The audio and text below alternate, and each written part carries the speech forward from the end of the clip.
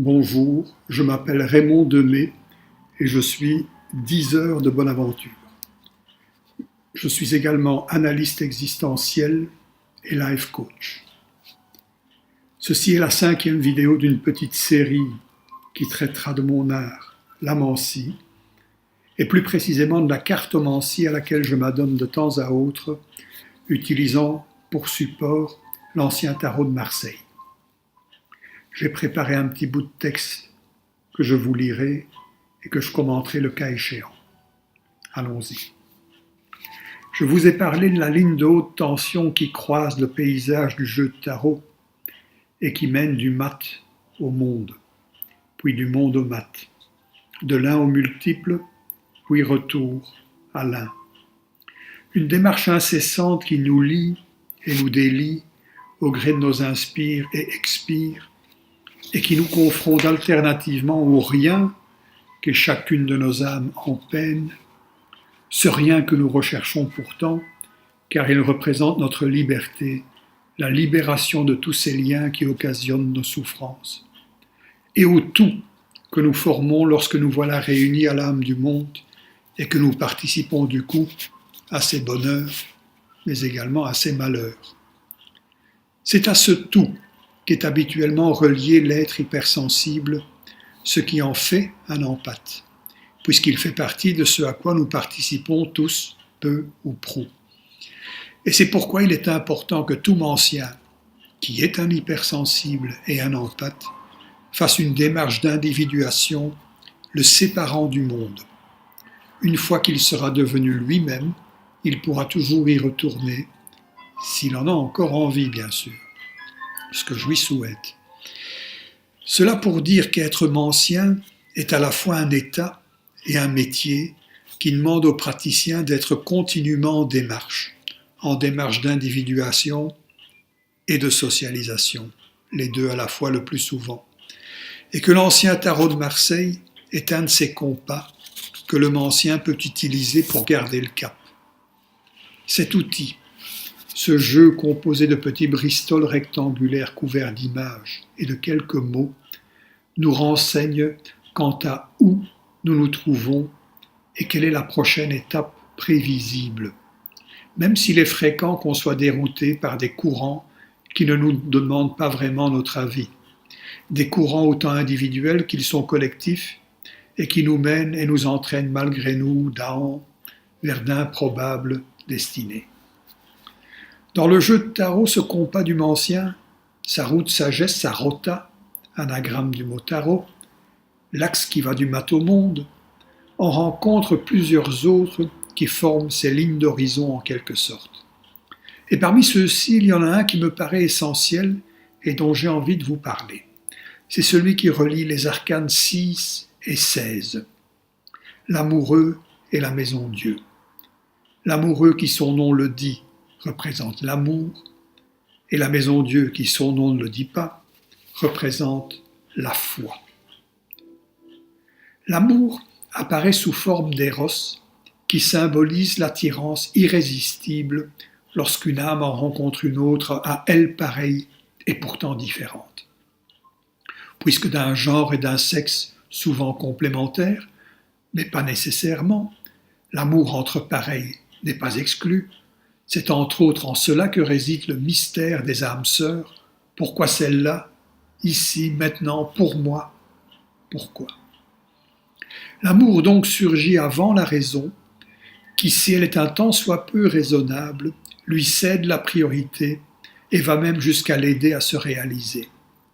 Ce que l'amour veut réaliser, c'est l'union, le lien qui sera créateur de nouvelles vies, et pas seulement au niveau charnel, loin s'en faut. Voilà pour l'amour. Il en va autrement de la foi. Et pourtant, la foi est symbolisée par des imagiers de la Renaissance tardive qui ont conçu l'ancien tarot de Marseille comme une maison de Dieu. On aurait pu penser qu'ils nous auraient dessiné une église avec un toit en pointe pour percer le secret des cieux. Ce n'est pas ce qu'ils ont imagé pour représenter la foi. Ils ont décidé un donjon avec une tour crénelée permettant de se défendre de tout assaut venant de l'extérieur. et cette tour est de teinte chair. Il s'agit de notre organisme de chair, de notre corps, qui forme rempart. Notre corps serait la maison de Dieu. Dieu y serait comme à la maison. Et c'est bien ça la foi, non? Être habité de Dieu. Et le haut de la tour, la partie crénelée, est basculée de côté, permettant à l'Esprit Saint, représenté par une plume d'autruche, d'y pénétrer, et permettant l'expulsion du haut de la tour de deux personnages qui représentent la dualité. Car la foi est une, et fait fi de toute diablerie qui la diviserait, tout comme l'amour fait de deux l'un indivisible, le couple amoureux. La foi et l'amour se ressemblent donc quelque part, et se veulent en tout cas. Aimer sans y croire, ou n'y croire qu'à moitié, aimer à moitié n'est pas aimer vraiment. Et la foi sans amour n'est qu'un dogme contraignant. Ces deux arcanes 6 et 16 manifestent de concert 3 V qui s'y trouvent marqués à la place des U de leur nom. Ces 3 V symbolisent un message christique ô combien important qui tient en 3 mots: la voie, la vérité, la vie. Je suis la voie de la vérité, je suis la voie de la vie, je suis la vérité de la vie. Et le jeu de tarot nous dit que l'amour et la foi sont ces voies de vérité et de vie. Tels sont donc l'amour et la foi qui croisent le chemin du mat vers le monde, puis du monde vers le mat. Et sur cette voie de vérité et de vie, nous sommes seuls à cheminer, seuls à naître et à mourir. Et nous croisons tous les autres en chemin, ces autres avec lesquels nous partagerons foi et amour. Nous apprenons à y croire et à aimer. Et à tous les coups, nous nous aimons et avons froid en nous-mêmes, aux autres et au monde, comme les autres nous ont aimés et ont eu foi en nous. Et parfois cela s'est fort mal passé. Alors nous n'y croyons plus et n'aimons plus, faisant la part belle à l'ironie, au scepticisme. Alors nous nous adonnons à l'objectalisation du monde et de l'autre. Tout n'est plus qu'objet, marchandise quantifiable, dépensable, pourvu qu'on y trouve son profit. Et l'amour et la foi ne sont plus qu'autant de moyens profitables. Le monde devient un grand marché et nous, les marchands du temple parfois, le plus souvent nous sommes leurs marchandises. Et cela mène à terme à la haine des uns par rapport aux autres, au rejet du monde pour tous, parfois au conflit généralisé, voire à la guerre meurtrière de tous contre tous. Mais l'amour et la foi ne se laissent pas distraire pour autant. Elles surgissent un peu partout comme au hasard.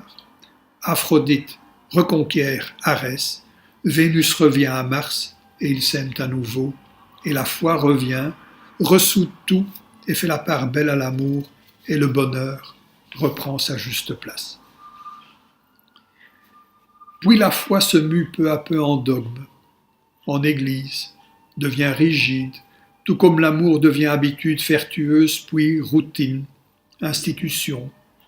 Alors revient Thanatos, l'expire, le diable, qui divise pour régner afin de tout détruire. Car tel est son rôle. Au grand tout, au rassemblement, à l'amour et à la foi qui collent tout ensemble, succède repli identitaire tout aussi nécessaire, n'en déplaise aux ennemis donnants et à ceux de Narcisse. L'amour de soi pour soi et l'onanisme sont alors tout à fait nécessaires. Puis tout reprend, sempiternellement. Voilà une des autres histoires, une autre aventure bonne, parfois cruelle, mais édifiante en tout cas, que nous raconte le jeu de tarot. Et oui, la vie est un jeu, et périodiquement rien ne va plus, et tout est remis en jeu, comme au casino. Vous remarquerez que nous sommes actuellement engagés dans une époque de ce genre, du moins en Occident. Toute solidarité semble obsolète, c'est chacun pour soi, enfermé dans sa tour de chair et abrité derrière ses créneaux, gardant à l'abri un amour caché et sans histoire, si amour il y a, et si créneau il y a, ce qui n'est pas souvent le cas, car souvent solitude et désarroi y font la fête. Je résume pour clore cette brève séquence, et pour ne pas terminer sur une note trop sombre, ce qui est quand même également le rôle de 10 heures de bonne aventure, n'est-ce pas? Il y a donc le mat qui, sur son chemin vers le monde et retour, croise l'axe reliant la foi et l'amour. Permettez-vous de faire avec moi le signe de croix en récitant ceci. Entre ciel, et vous vous touchez le front, et terre, vous vous touchez le bas-ventre entre sexe et nombril à l'endroit du hara. Je fais brûler le feu, touchez-vous la poitrine, à hauteur du cœur du côté gauche. Dans l'eau, touchez-vous la poitrine à hauteur du cœur du côté droit. Donc, entre ciel et terre, je fais brûler le feu dans l'eau. Ça donne un autre sens au signe de croix. Entre ciel et terre, je fais brûler le feu dans l'eau. Voici une autre manière d'exprimer ce croisement de l'individu que je suis et le monde auquel j'appartiens, avec l'amour et la foi que je donne et que je reçois. Voilà, à la prochaine.